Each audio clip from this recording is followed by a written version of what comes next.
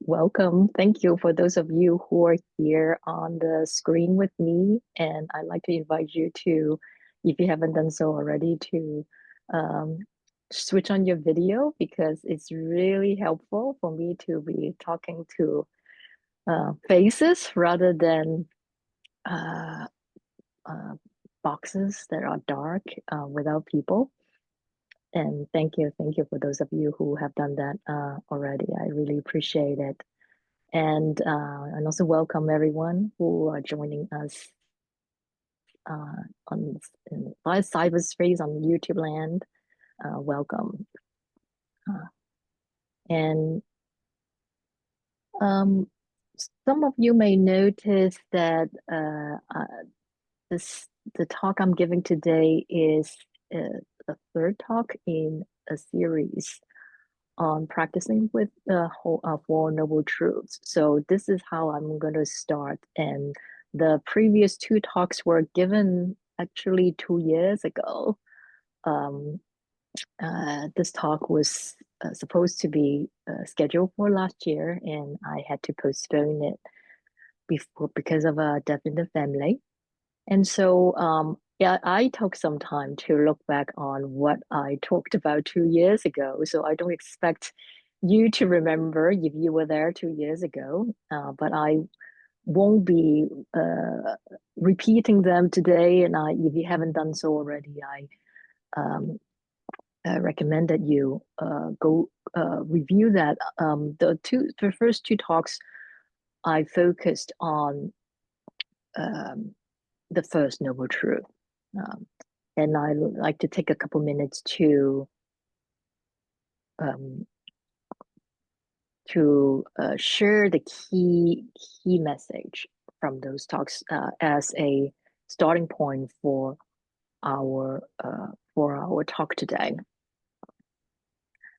So in the teaching of the Buddhas, in the Buddha's teaching of the Four Noble Truths, the first noble truth, often I like to emphasize that it's more accurate to say that is that there is suffering, versus sometimes we kind of just say that life is suffering, because that would make it sound like that's it. But actually, there is suffering, and inviting us to notice, to see the various ways that we experience dukkha. And the common way of talking about dukkha, like you might have heard the teaching that like birth is suffering, aging is suffering, sickness is suffering, death is suffering, or also separation from those we loved or what we loved, or being stuck with or associated with people we have difficulty with, okay? Those we don't like, we may be able to relate to that, and not getting what we want. Like we work very hard for something that we want, but we didn't get it. And in the previous lectures, I pointed out a very important part of the teaching as detailed in the Visuddhimagga. What's that? The path of purification. That explains that these are suffering because they are quote basis for suffering, unquote. It is extremely important to pay attention to this point, because it's pointing to the fact that these things that happen in our life, inevitable part of having a body, mind, and living in relationship with others in the world, they are and living in relationship with others in the world, they are. I'm hearing my own. Okay. Can you still hear? Folks, mute your. Can you still hear me? Okay. Yeah. Thank you. Okay. Oh, so I think, yeah, that's right. Okay, thank you. So it's pointing to the fact that like things that happen in our life, such as not getting what we want, um, they're foundations for suffering, meaning that they are not automatically, inevitably dukkha. Um, and Master Shen Yan, in his book, Setting in Motion the Dharma Wheel, where he gave a very detailed explanation of various components of the Four Noble Truths, very important book, a small book, a lot in it. He gave an example to illustrate this point, which many of us probably have experienced, that when we engage in sitting meditation, to sit in a cross-legged posture, for example, that there might be some uh, this physical discomfort, right? Some soreness, some pain in the legs or back, and there might be some painful sensations. And he pointed out that um, if we do not try to escape or resist, do not hate the painful sensation, and also because that because we find practicing sitting meditation valuable, that we do not give rise to aversion to the painful sensations, then um, is that that's actually a form of cessation of suffering. We don't. That's not suffering. What he was pointing to um, is that discomfort, pain, physical or emotional pain, on, that's not necessarily suffering. Um, and so it's very important, but they are basis of suffering. Most of us, when we forget to practice, it's like pain, suffering. It's like we can't even tell the moment when it happened. Right? So, but they are not the same. They don't necessarily um, have to be pain. Do not necessarily need to be suffering. It's a very important point to remember. Otherwise, we will go about life um, with this erroneous view that suffering is inevitable, because of course with the body it will get sick, that will be aging, and that will be death. Okay?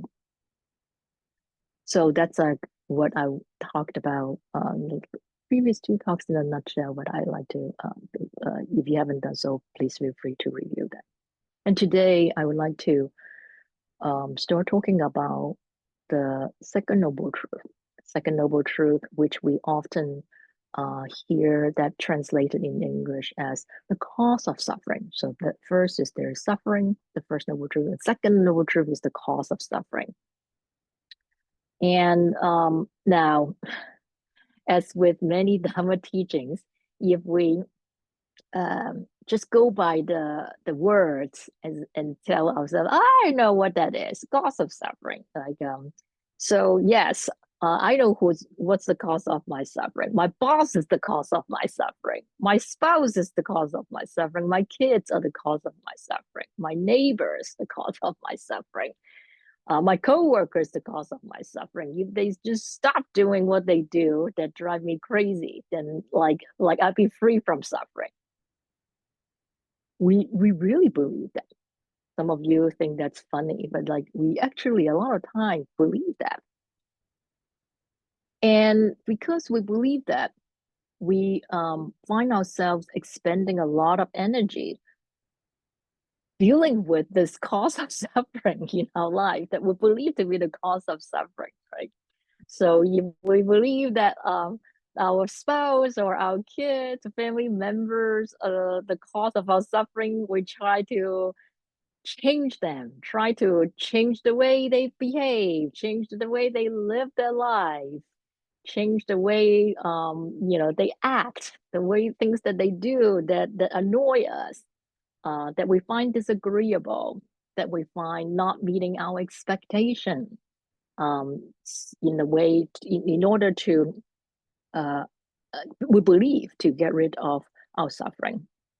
Or in some other situations, maybe we try to, like messaging is that, escape from them, like try to get away from it, which is more common, for example, if we find difficulty in our work situation, we believe our boss or our coworker is our cause of suffering, then maybe we like keep with things like, okay, I just leave, keep changing jobs, and oftentimes what we'll discover is that uh, if that's what we do, believing that our boss or coworker is the cause of our suffering, then when we go to a new job, and with it's like finally, I stop suffering because I have a new job and I'm like away from my cause of suffering, my old boss or my old coworkers.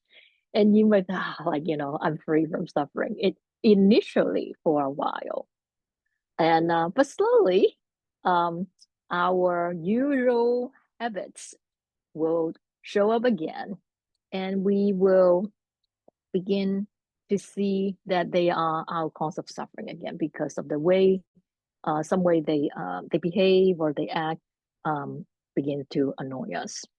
Or we may notice that when we try to change people in our lives, such as our spouse or our kids, even if they stop doing some particular thing that annoy us after our telling them many times. So we may feel that we temporarily had eliminated some cause of, quote unquote, cause of suffering. And then uh, uh, soon enough, something else will annoy us. We're good at discovering, finding things that annoy us, suffering. Okay? And here I'm talking about this because we do often do this. And see if that's what we do. Even though we conceptually know that is not what the Buddha taught, we may still do that because we forget the second noble truth, forget the Buddha's teachings. So what I've been talking about is an incorrect understanding of the second noble truth, believing that the cause of suffering is someone outside us. So what is the cause of suffering? What's the second noble truth? Um, to help us understand the second noble truth correctly, it's helpful to look at the uh, character, the Chinese character that it's pronounced in Mandarin as Ji. And this character actually does not mean like cause per se. It points to the fact it literally means, in Master Xu Yin's book, accumulation, or I like to use the phrase coming together. The coming together.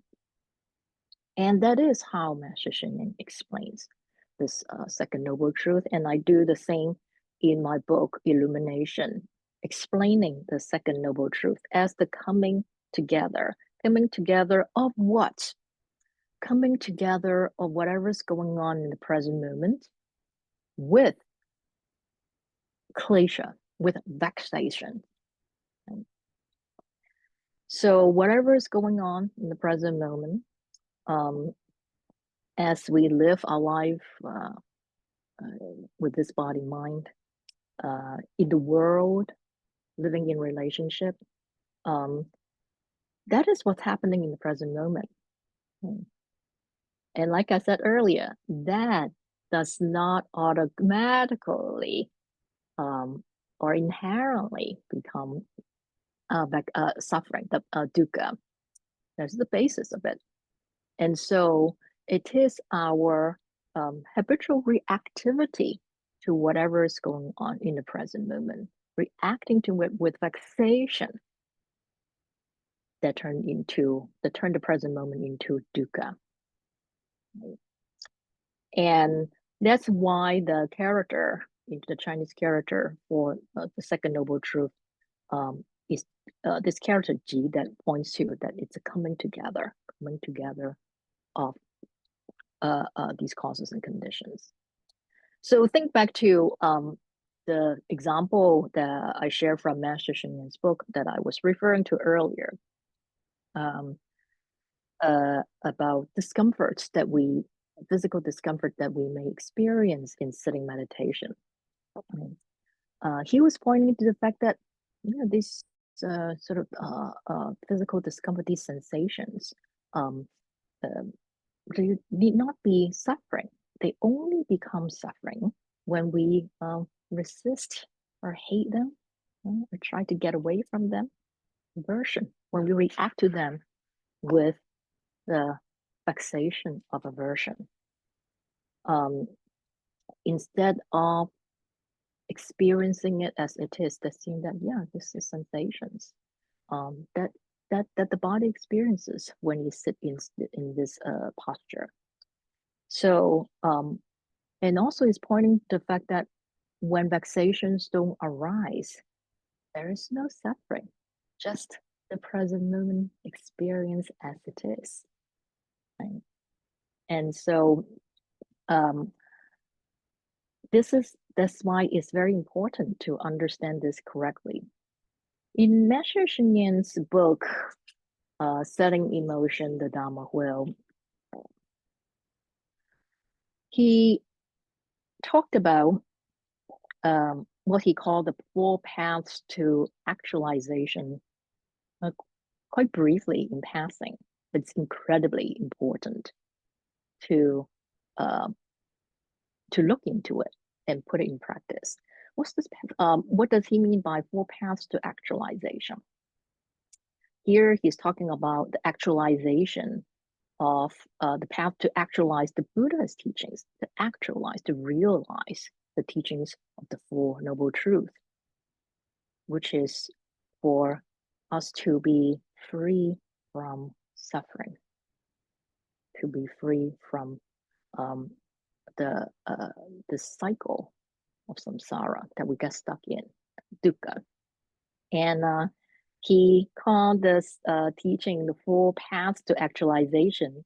I think it would be the better word for would be really 4 stages of the path to actualization, because they're not 4 different paths. It's really like this path, but they're like he's pointing to 4 stages, right?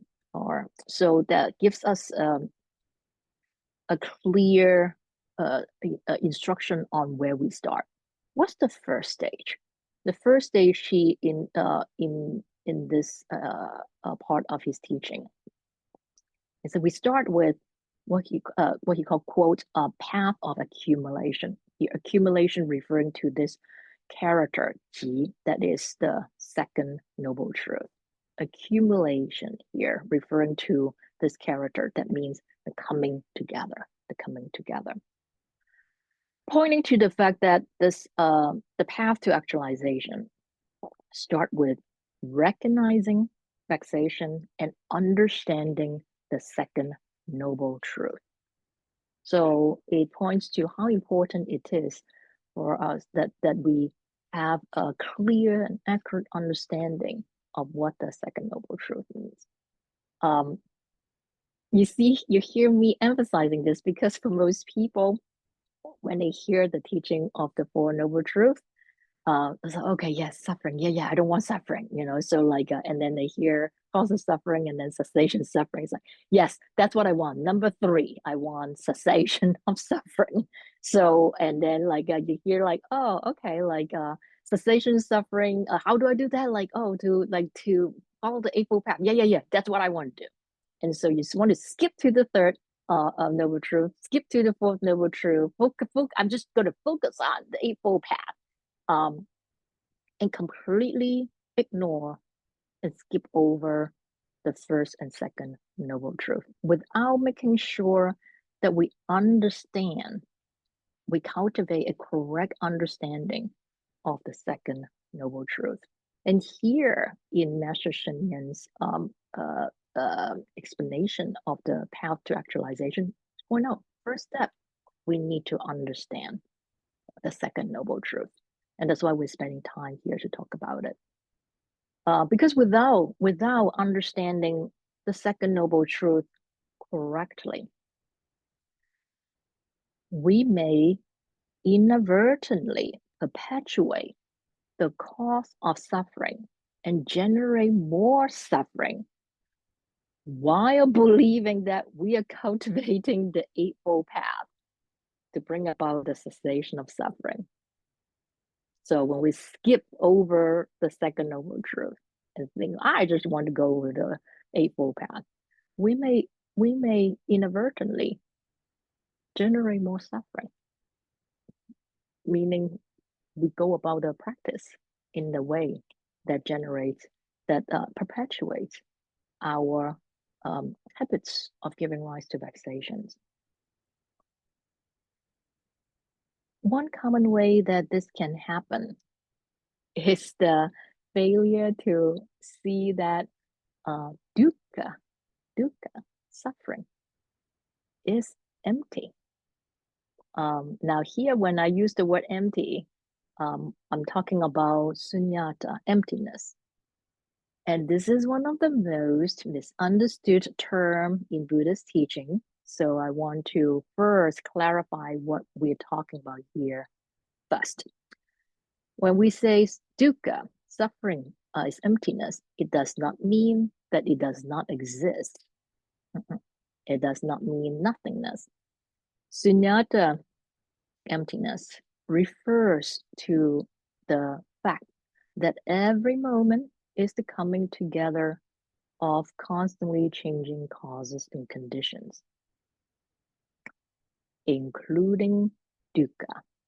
So suffering, as you remember, is the coming together of what's going on in the present moment and our habitual reactivity of vexation.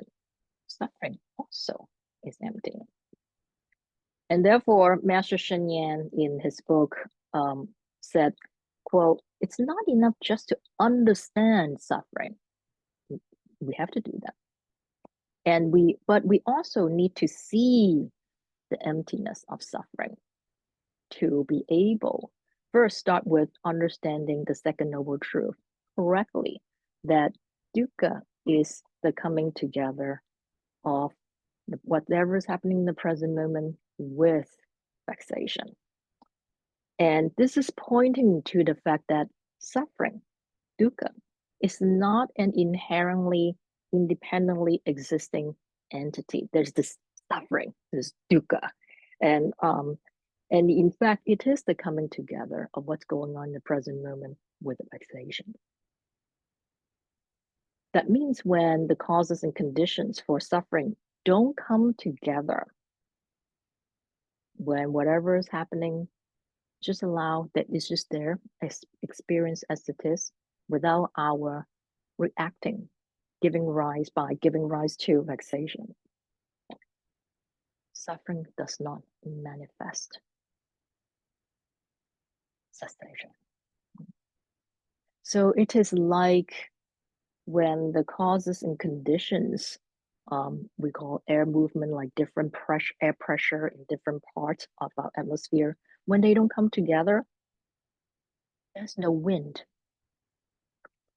and everything is still.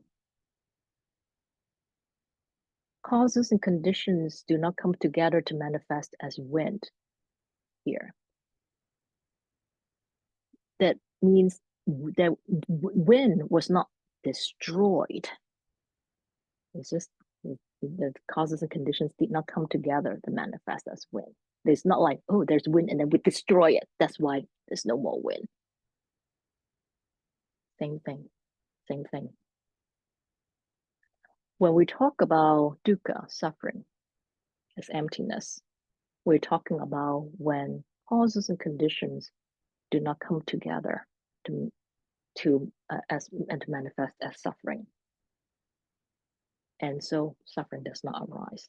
It does not mean that there was suffering, this independently existing entity, and we have done something to destroy suffering.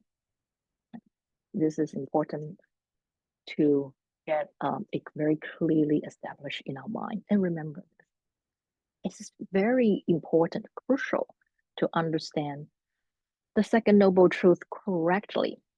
That there is not an inherently, independently existing quote unquote cause, like whoever person is causing your suffering, that creates another inherently, independently existing entity, dukkha, suffering. Thinking that would be erroneous view, forgetting that all phenomena, including suffering, are the coming together of causes and conditions. When we do not see the emptiness of suffering, then we are prone to react to the present moment when there's suffering with aversion. Like, we hate it. I hate that there's suffering, and then we try to destroy it. Actually, the moment we forget that suffering, dukkha, is emptiness, we turn it into a an independently existing entity that's already perpetuating the vexation of erroneous view. And when we mistakenly believe that suffering is an independently existing entity, then it triggers other vexation, hating it, or trying to escape from it, believing that what we're doing is to end or destroy suffering. All these are various ways we perpetuate erroneous view, vexations inadvertently when we do not understand the second noble truth correctly. So while we believe we are doing something to get rid of suffering, what we're doing is really generating more suffering. So think about it in the present moment when we suffering, like because we really did not like resist let's say the leg pain in our sitting meditation. I I really hate it. This is suffering, like a suffering, and then and we hate that we are suffering. Why can't I just be peaceful, at peace with it? Like it's like, why can't I just be not suffering? Give rise to vexation, give rise to aversion to the present moment of suffering, and then whatever is happening, what is happening now is suffering, and then we hate it, and then we give rise to aversion, vexation to whatever that's happening, then more suffering. Right? So that's what I meant by when we do not see that this, when we do not understand the second noble truth correctly, we inadvertently generate, perpetuate the cause of suffering by giving rise to vexation towards suffering and generate more suffering. And also, not only that, when I mention that we perpetuate vexation, when we give rise to aversion, let's say hatred to what's going on in the present moment, we are actually fueling this habitual tendency, fueling the hatred, aversion in our heart. We're breeding it, strengthening this habit. And so as this habits of aversion, hatred become strengthened, then we take it everywhere. Everything we see is like we direct it. We become so habitually directing hatred and aversion to everything, whether whether there's is reasonable or not. We become habitually averse, resenting people, situation, the world. So you might have met people like that. It's like they just kind of like very bitter or resentful. It's like, and they resent you even though you haven't done anything. It's like because that's the habit. If we're not careful, we can be breeding that habit in our heart without um, being aware of it. So understanding the second noble truth is about remembering, recognizing the emptiness of suffering, that it is the coming together of whatever is happening in the present moment and vexation. And precisely because suffering is empty, that cessation of suffering is possible. That's why we are not doomed. We are not stuck with suffering. That we don't give rise to other conditions for suffering, then it won't suffering will not arise. In Master Shen Yan's brief explanation of the path of accumulation, which is, I always mentioned, the first stage to the path of actualization. He talked about these two aspects to this stage in our practice. The first is to understand the second noble truth. And the second being to recognize vexation. And I'd like to elaborate these two. The first aspect, understanding the second noble truth, is what I have been talking about in the last few minutes. I started talking about the importance of understanding the second noble truth correctly, that it is referring to the fact that suffering is the coming together of whatever is happening in the present moment with vexation. For those of you who have read Master Shen Yan's book, Setting Emotion, the Dharma Will, you will notice the way I talked about it is not exactly the way he talked about it. In my book, I talked about it as whatever is happening in the present moment, coming together of whatever is happening in the present moment with vexation.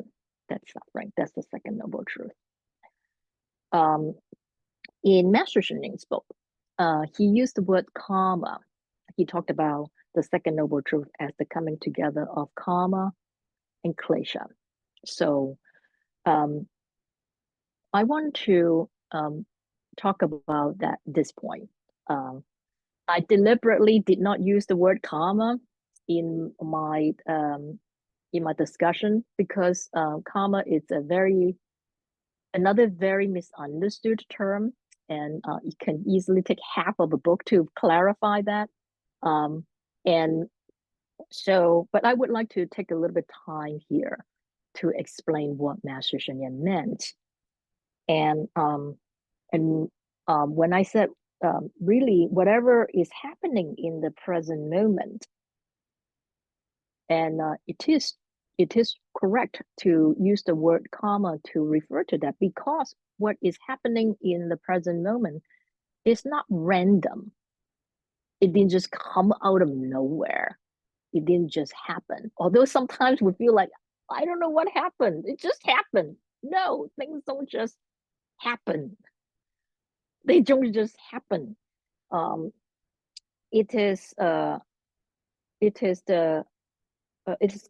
conditioned by past actions, even though they may not be obvious to us, largely because we haven't been paying attention to our action. Action here includes thoughts, includes speech and include bodily actions.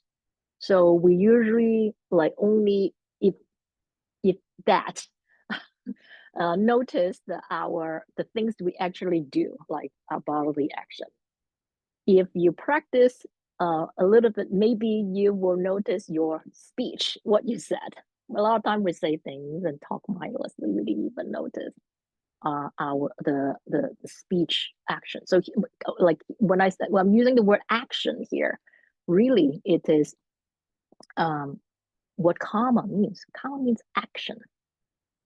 We engage in action. We create karma all the time. But like the word karma is like so loaded. So I'm just gonna use the one neutral word action. We engage in action all the time, right? And actions had effect. Right? And the previous action often condition the next action. Right? So when we give rise to a thought and of intending to do something, then that conditions there's the potential cause for what we say. Right? But it's not inevitable because we may give rise to a thought of saying something mean to someone because you're upset, but like you decide not to say it. So then it remains an action in the form of thought. And as Master Sun Chen explained, that we assume that, oh, if I didn't say anything, I didn't act it out in bodily action, then it's nothing. It's not nothing still. If we keep giving rise to thoughts of hatred and resentment, like I was just talking about earlier, we are breeding these habits. And then so next time you're more likely to act it out, blurt out the angry, resentful words, hurtful words, um, because you have been breeding that habit. So pointing to the fact that karma, action have effects. And so like again, like the term action may lead us to think that, oh, like that means I should not do anything. But sometimes sometimes deciding to not do something when you probably should do something, inaction also has effect. So so here when Master Shen used the term karma as part of the causes and conditions of suffering, pointing to this, that every moment, in the present moment, whatever's happening in the present moment, is the result in karma. And in fact, that's what he talked about. Like when he said, for this purpose of discussing the second noble truth, when he used the term karma, he's talking about the fruition karma. The present moment is pointing to the fact that whatever is happening in the present moment is the root or the result of past actions. Actions again refers to all the thoughts and what we say and what we do. So sometimes I'm going to use a very straightforward example, or sometimes it is quite straightforward. Maybe some of you had experienced this. So you have to get to work or make it to an appointment at a certain time, and you're supposed to leave at 10 o'clock to get there on time, and you decided to leave 5 minutes after 10 o'clock. And so surprised you got there 5 minutes late. Like that's your action of deciding to leave 5 minutes after you were supposed to leave. Like the fruit of that is you got there 5 minutes late. Like that's a straightforward one, right? So recognizing that the present moment, whatever is happening in the present moment, is the fruit of past actions. Really, I'm talking about remembering the uh, law of cause and effect. Just doing that will help us accept the present moment situation. So I'm going to stay with this simple example, right? We left the house 5 minutes later than we should, and then we arrive late. And the person waiting there for us, annoyed and a little upset, right?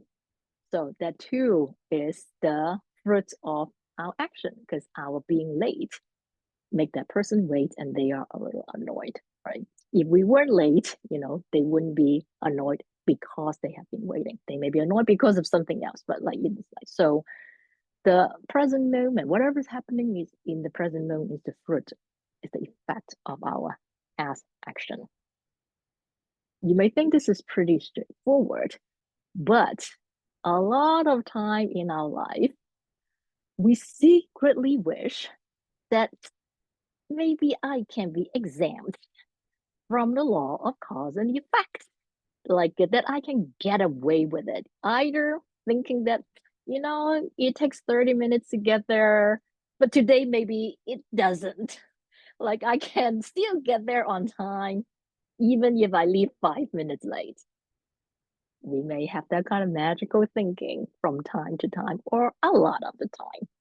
Or we think that I get there late, but somehow, like it wouldn't matter. Like that person wouldn't notice that I was late.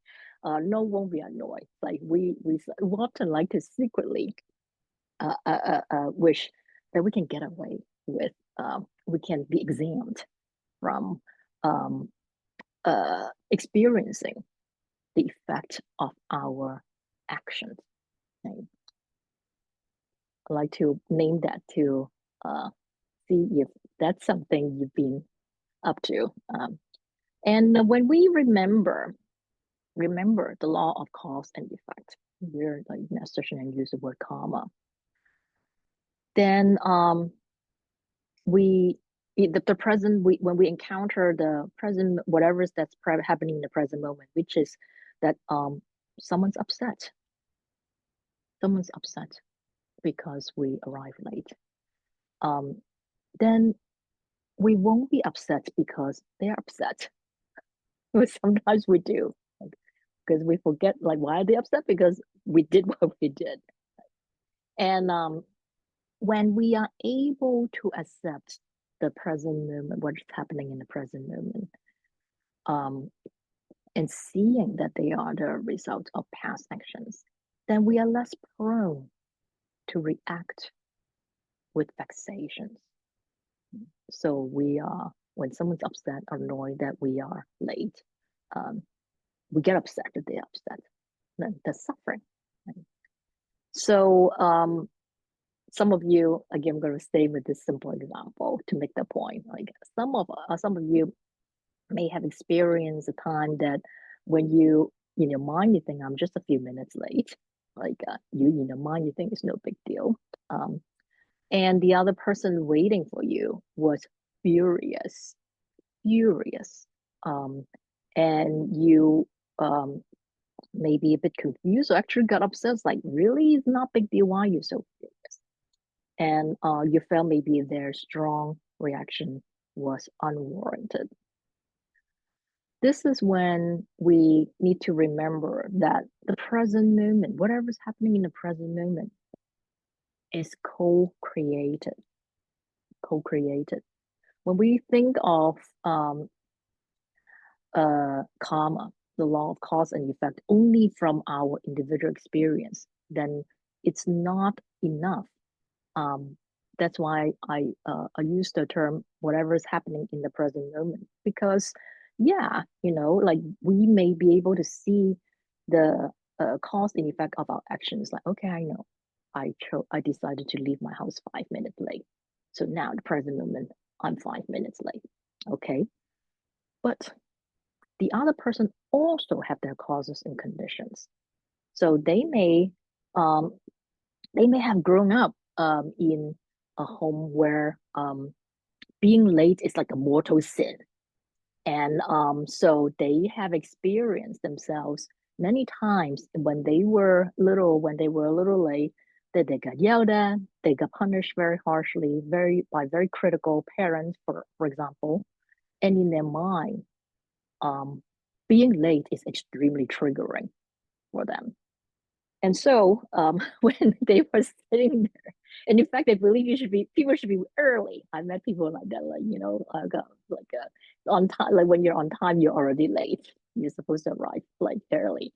And so while they were standing there, waiting for you, uh, all those past actions in their life that been their conditioning, that they're perpetuating the idea that being late is so terrible, is so disrespectful, it's a mortal sin, um, condition their moment when they notice that you are not there on time.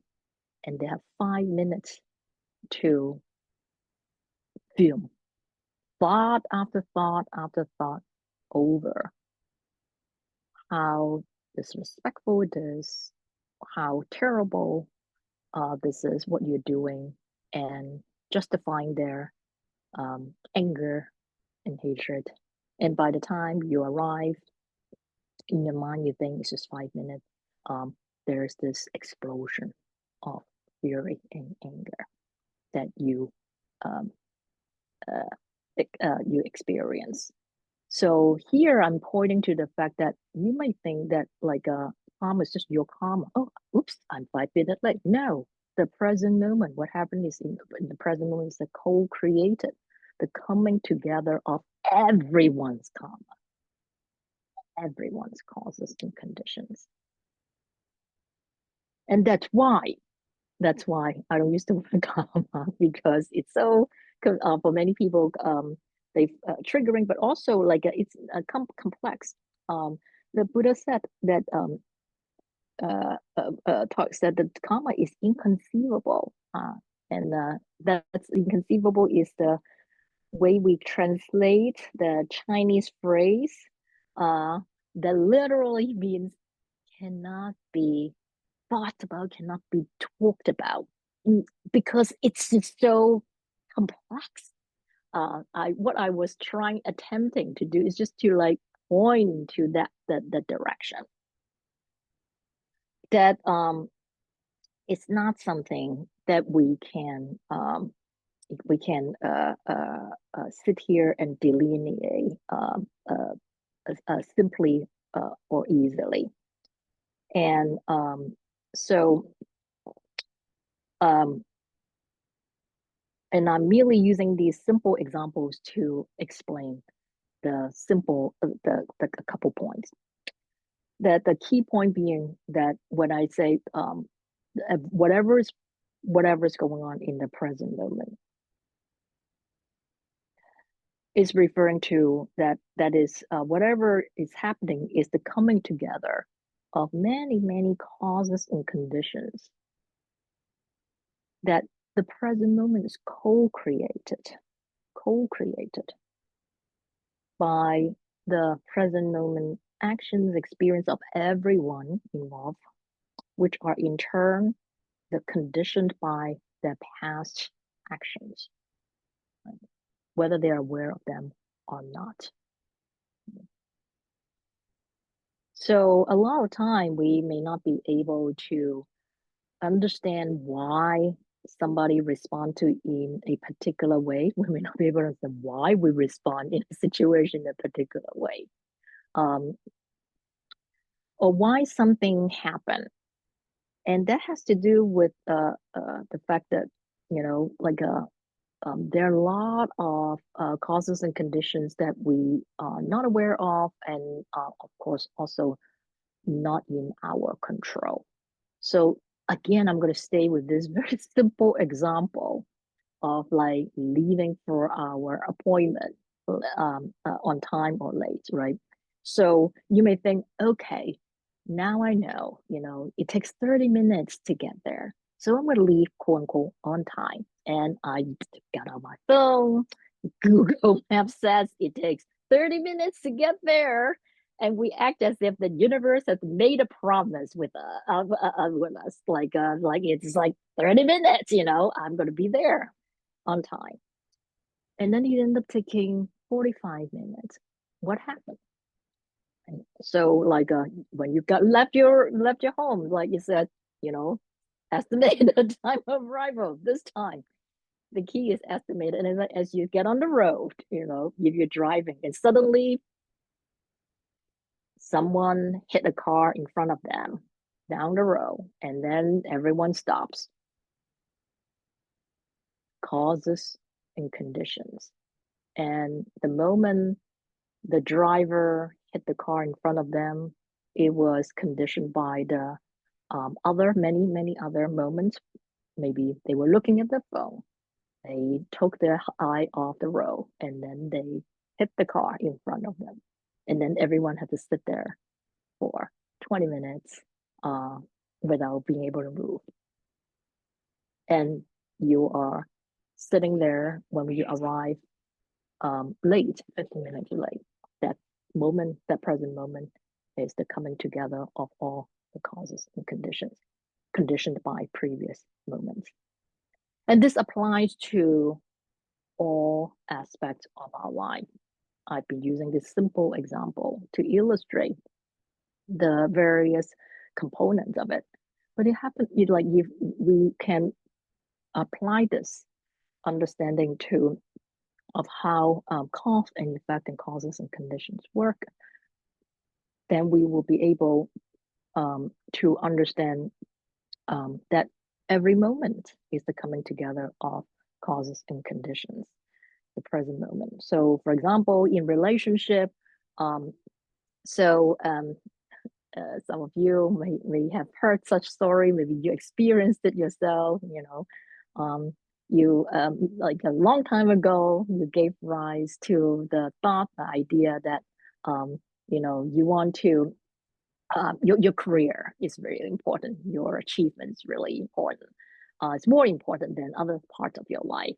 And so you decided that to act it out. How do you act it out? You act out this thought, by like spending more time at work, prioritizing the use of your time, and meaning you choose over and over and over again over the years to spend your time at work instead of spending time with your family members. You decline invitation to picnics and like get together or like family get-togethers, birthday parties, all those things. You're not there. Your work, like you act out. And so your family member, sometimes maybe your spouse, like they note they watch and experience what happened, and interpret it in for example feel that you don't cherish them, and then this feeling condition their action, and they for example go and pursue something in their life that really have nothing to do with you, or they may go and pursue other relationship, right? So that's how like affairs happen if it's in a marriage. And so oftentimes without understanding that every moment the coming together of causes and conditions conditioned by actions, then we only see this present moment, the fruits, and it's like confused. We may be confused why we drifted apart, why the relationship faded away. What happened? Like I was working so hard to support this family, for example, and with we uh was believed that like there's this thing that was lost, um and or it was taken from us that trigger um the reactivity of aversion when we are not aware uh, of all the how the past moments unfolded, moment after moment in thought, speech, and action that condition that contribute to the present moment. So it is important to understand how to apply the teaching of law of cause and effect I've been talking about here with right view. So without recognizing how our past actions like contribute to the conditioning of the whatever's happening in the present moment, uh, the most common reaction is to blame them, blame the other person, um, blame what's going, blame someone, somebody, some group for what's going on in the present moment.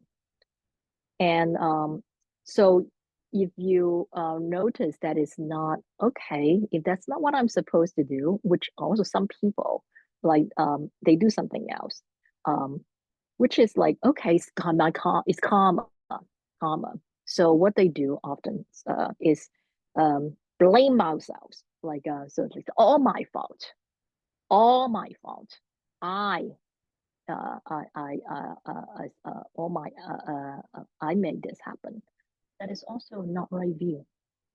It's not also not right view. There's also forgetting that this moment is the coming together of many causes and conditions. It's um, co-created.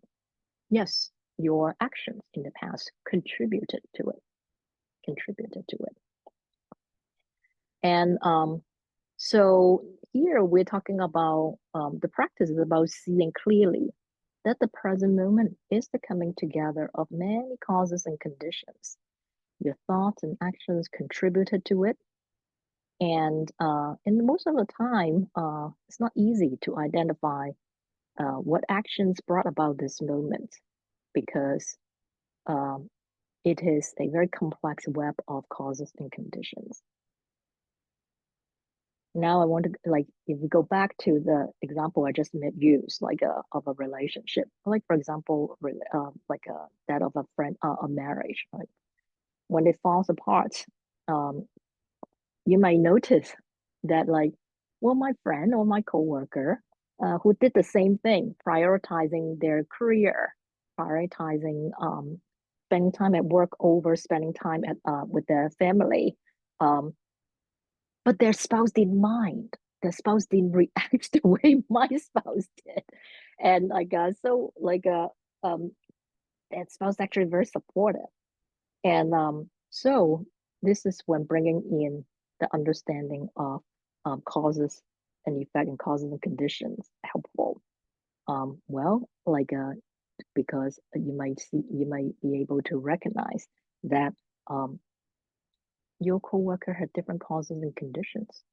Um, Not better, not worse, different from yours. Perhaps their partner grew up with very different upbringing. You know, maybe they grew up with the belief that it's normal for someone to prioritize their work and and not spend much time with their family, or that like their causes and conditions such as they have many children, they have like financial need that require them to have someone to prioritize making money at the expense of family time, right?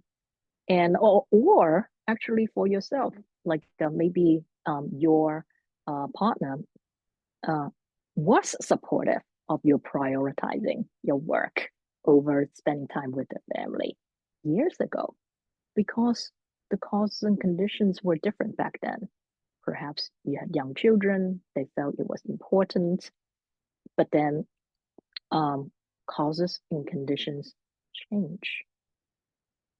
Um, and so people's priority thing change and you assume that they thought the same way, but maybe without noticing that um, their priority had changed and begin to resent the fact that you are not at home or they had to spend a lot of time by themselves alone at home, eating dinner alone a lot, bringing up the children on their own. And so when we do not notice that causes and conditions change and people in our life, their view, what they see as important change, over time, then we may feel blindsided when things like relationship falling apart happens. And that's because we forget that every moment is the coming together of causes and conditions that is important, permanent. That your spouse or your partner thought a certain way in the past does not mean that will always be the case. And you may think that like that's what you thought, like you feel betrayed now that they think differently. Like it's normal for people to change. You have changed also. And so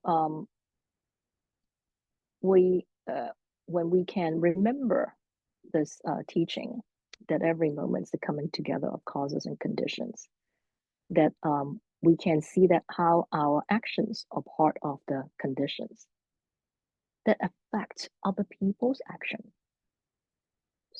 In this the thing with this example, our neglecting to spend time with others in relationship with us, then become part of the conditions for them to act in their own way, in thought and behavior. And so we co-create each other. We co-create each other. And so in the same situation of our trying to work a lot and believing that's what we need to do, like our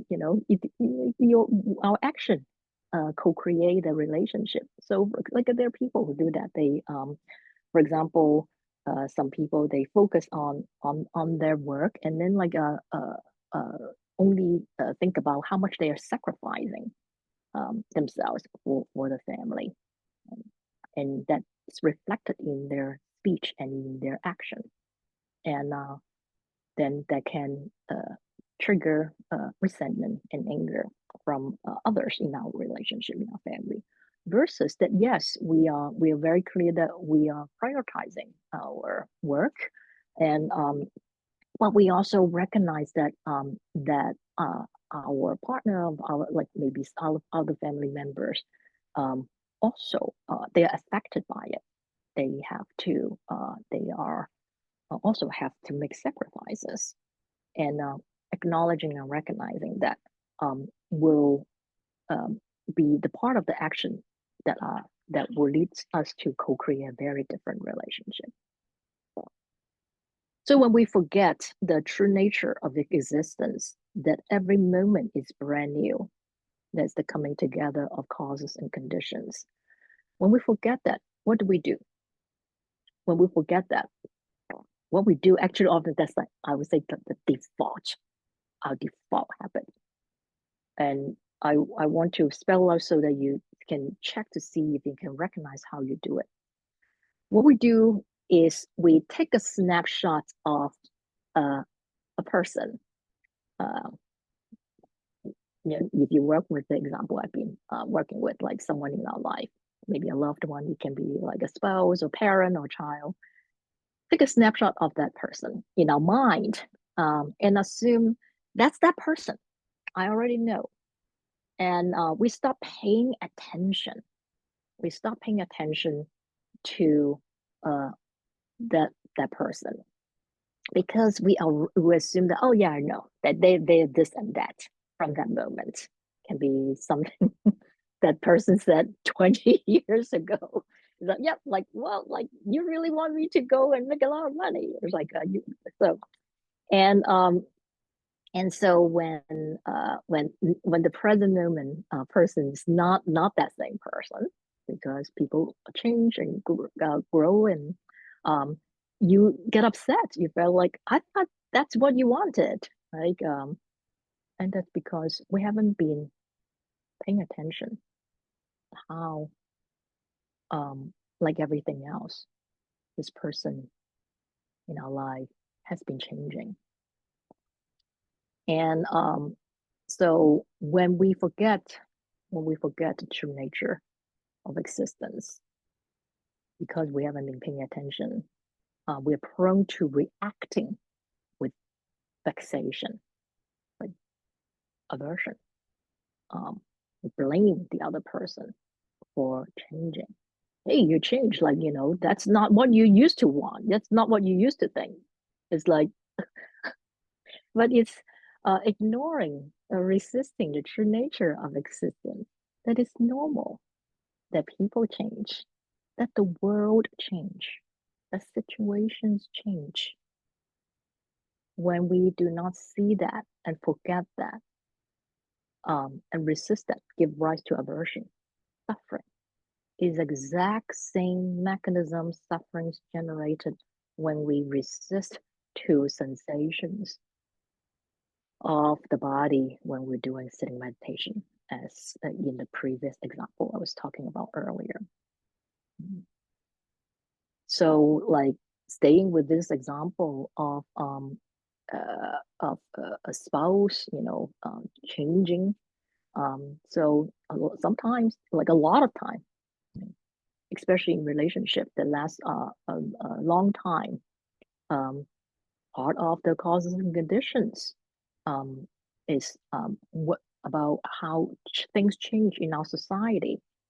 Um, so over the course of 2, 3 decades, social norms change, right? So like maybe 3, 4 decades ago, it's okay for a spouse to ignore you because they need to be focusing on their work, and society change and people think differently and is no longer seen as acceptable. And so that view is part of um, the causes and conditions um, that result in the present moment experience of this person. So as we practice cultivating moment to moment clear awareness in Chan practice, we allow ourselves to meet the present moment person, the present moment situation as it is, rather than being blocked by our idea of that person, of a situation based on a snapshot that we took in the past. Like some of you may have experienced this general feeling that's like, it's like, hey, if you had the fortune of working in a place for many years, um, increasingly rare nowadays, you're like, oh, when I first started working here, that's how things were done. And mine, we think that's how things are supposed to be done. And we use that to judge and criticize how things are now and result in aversion and suffering. So we can recognize and notice how causes and conditions come together in this moment um, more clearly as we engage in the practice of cultivating moment to moment clear awareness. And this is the reason why. This is the reason why it is not enough just to understand these concepts. These concepts are not for us to take as just knowledge to file away. Oh, I agree. Okay, I know this. But no, we need to engage in meditative practice so that we can directly experience every moment as it is by cultivating moment to moment clear awareness to help us see that indeed, every moment is the coming together of causes and conditions. And we are able to see how our actions, our past actions, condition the present moment actions.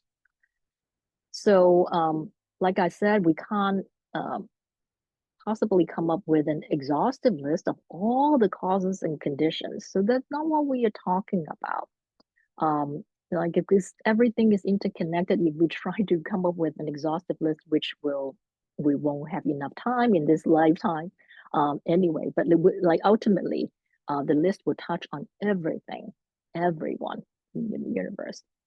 And still, what we can do is we can as we cultivate moment to moment clear awareness, we can notice um, how things are evolving, taking shape, so that we will not be blindsided and be like, "Hey, what happened?" Like we believing that like it just happened. It didn't just happen.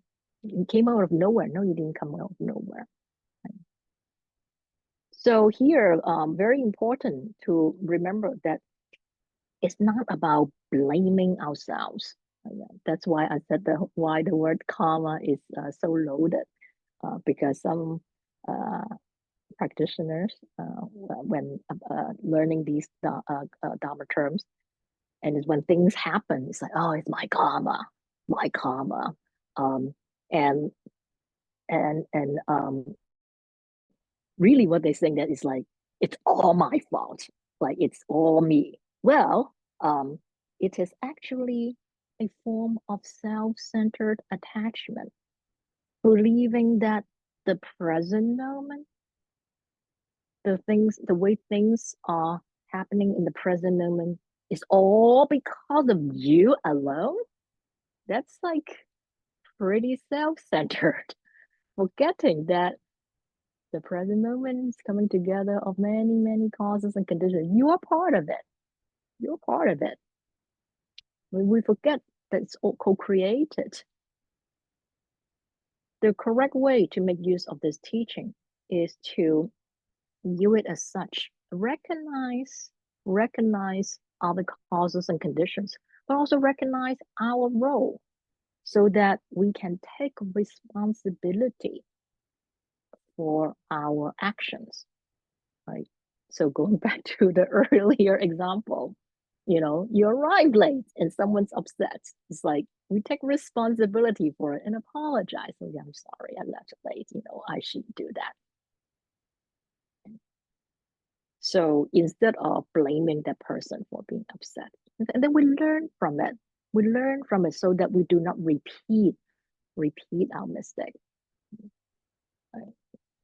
But to say that it's all my fault, it's all my karma, erroneous view. That's what I mean by we can inadvertently perpetuate vexation if we do not make sure we understand these teachings correctly.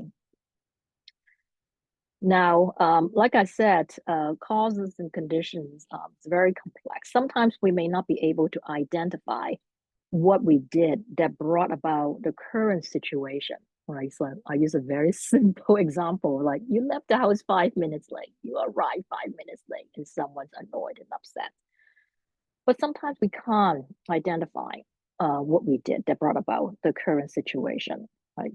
That's because a lot of what I kept saying, the causes and conditions, can be very complex, and oftentimes it involves um, what I would call like very macro level forces. I'm a sociologist. It's like the whole global situation, the economy, cultural change. They are involved, and there are people in positions of authority making decisions that had huge ramifications for everyone.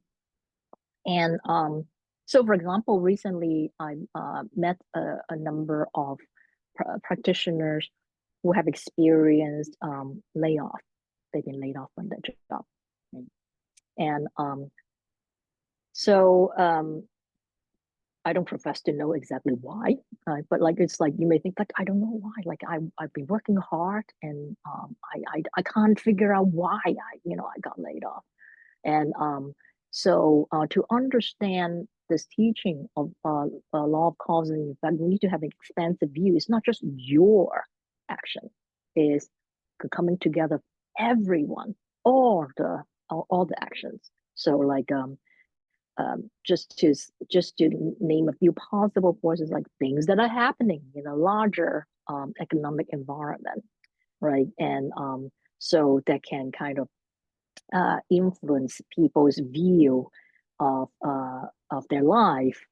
Some of you will pay attention to recent uh, data on consumer confidence, like pretty historically low for at least the past many decades, and people are not spending money as much, and then then perhaps business owners recalculate what they think they might need to save or lower their growth estimates, and they suddenly feel that maybe I can't afford that many workers, and then they engage in act out this thought into cutbacks, layoffs, and then that's the present moment situation you are experiencing when you can't see what you did, right? Directly. So even though you've been working hard, doing everything right, doing what you're supposed to do, um, you might somehow you ended up being on the layoff list, and maybe you try to figure out how come your coworker didn't get laid off, and it may not be possible. Maybe they do a better job than you, but maybe sometimes there are other things, causes and conditions that are quite complex. For example, like maybe your coworkers had this cheerful personality that had been having very good interaction with your manager, and then your manager had good impression of your coworker, and then when the manager had to like come up with 10 people to lay off, like that your coworker didn't end up on that list. Who knows, but not they're not random, and cause and effect, but not necessarily you, but it's all everything coming together. So if we tell ourselves that, I work really hard and there's no way they will lay me off, they shouldn't lay me off, then we are forgetting that many causes and conditions besides our actions are involved in the shaping of the present moment. We forget that when something happens, we want to look for someone to blame. That is dukkha. And when we look for someone to blame, it actually blocks us from seeing what's coming together in the present moment clearly, and block us from identifying the appropriate action to handle the present moment that's unfolding. So instead of blaming someone, getting angry, like burning a lot of bridges, maybe you respond differently, that you may be able to preserve that relationship. And maybe when things are different, your manager comes and asks you to return to your position, right? So our usual way is to think that, oh, I made these plans, that is what is supposed to happen, right? And when what you have planned does not happen, then we get upset. That is because we forget that what we plan, what we do, is only part of the causes and conditions.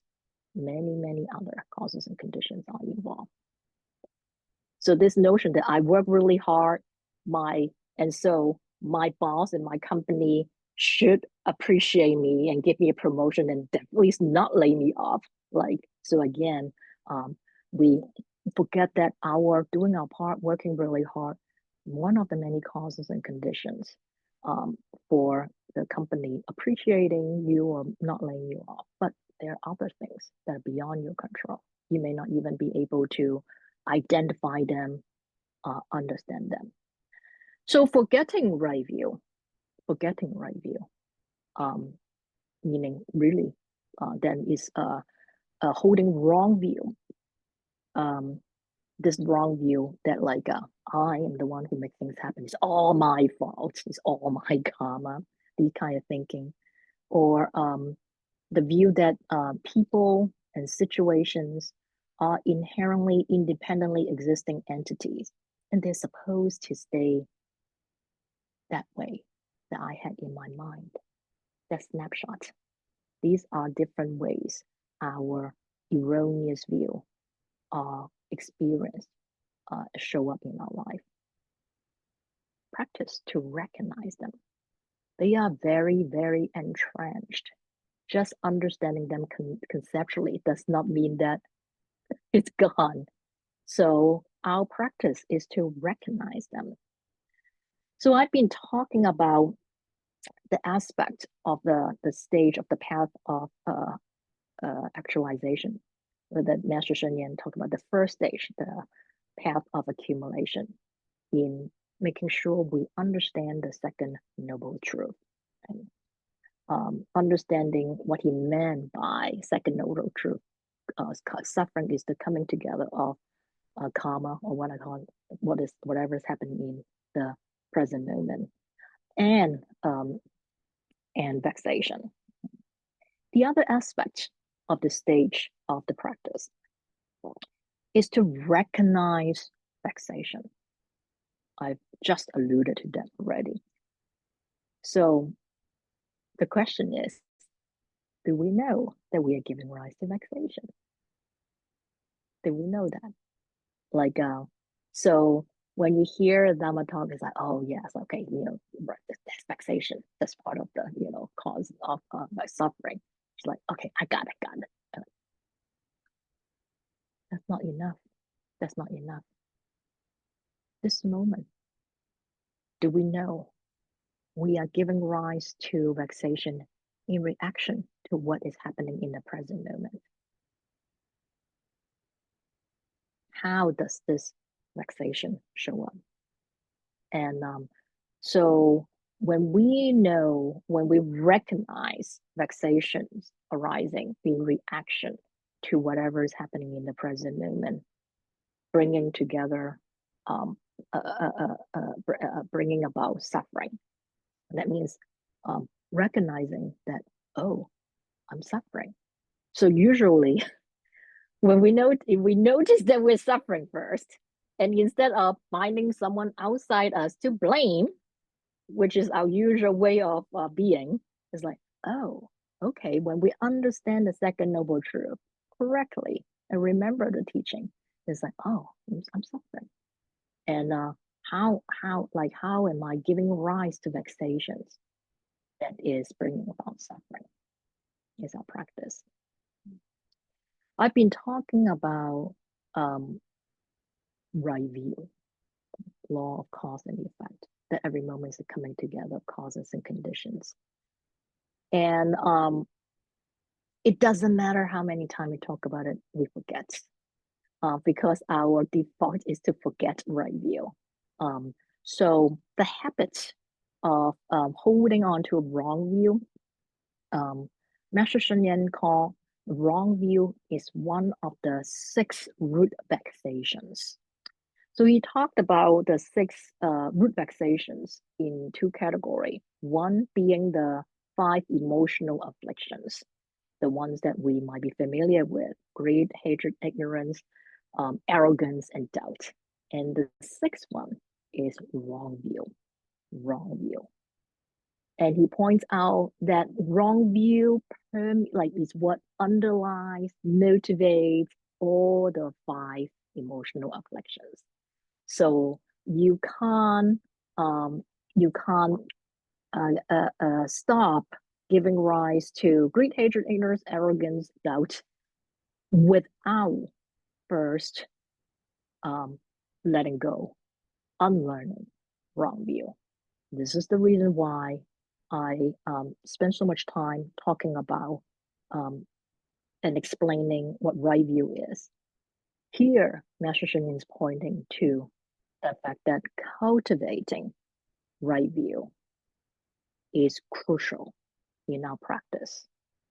If we start with making sure we understand them correctly, and practice remembering them. Notice when we forget them. And our default is to forget. We forget, and then we remember for a moment, and we forget. So recognizing. So here, the aspect of recognizing vexation. Recognize when we forget right view. Start there. And so here also I like to bring your attention to what the Buddha taught when he taught cessation, right? The one we are most interested in, a cessation of suffering, the third noble truth. And even though the third noble truth is translated as or referred to as the cessation of suffering. But the Buddha taught the path that deals with the cause of suffering. So according to the Visuddhimagga, the path to purification, what the Buddha taught was like the practice to bring about the cessation of suffering through the cessation of the cause of suffering. This is very important to keep in mind. So that's why we're not talking about trying to like destroy suffering. Like, and it's like, let's like understand the second noble truth, recognize how we give rise to vexations in reaction to whatever is happening in the present moment. Remembering that dukkha is the coming together of whatever is happening in the present moment and vexation.